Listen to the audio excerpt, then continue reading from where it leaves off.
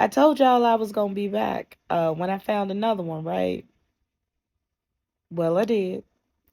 And this time I want you to meet um, Yale donor scientist and miniature model of melanated magnificence. Say that 5 times fast. Some alliteration for you on a Tuesday. Miss Bobbi Wilson.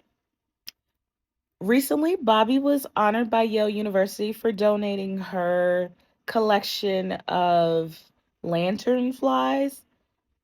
I think I've seen them. I think I know what they are. But Yale University honored Bobbi for donating her collection. And if her name sounds familiar to you, it is because in recent history, Bobbi's crusty, dusty neighbor called the police on her and tried to have her arrested or whatever this woman's intentions were, describing her as a little black woman, so that the police would come and respond to this child, this 9-year-old child, answering the call of her community, which was to deal with these lanternflies that had come and colonized her ecosystem. And this little girl is special for a number of reasons. Not just because she exists, not just because Yale University is honoring her for something she did, but it's because she is a child that went outside. I don't see that often. I know there's little kids around my neighborhood. I don't really see them outside like that, but this child went outside. Not only did she go outside, she went outside to do a science project. Are you kidding me?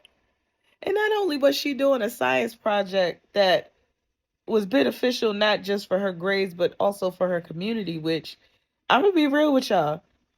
When I was 9, I didn't care. You know what I did my science fair project on?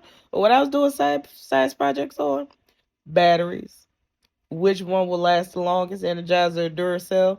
I don't remember. I want to say it was Duracell at the time, but that was a number of years ago. And I'm not going to tell you how long ago it was, but it was some time ago. So to have this young woman, this little girl, I should say, because I don't want to make her an adult, and she's 9. She's not even in double digits yet. This little girl did something so amazing and went in with the best of intentions to do something not only for herself but for her community and express an interest in science, which is what we want children to do. And now, because of her desire to do good, she's a donor at a museum at Yale University's, what is it, the Peabody Museum? I don't know anything about Yale. Don't really care.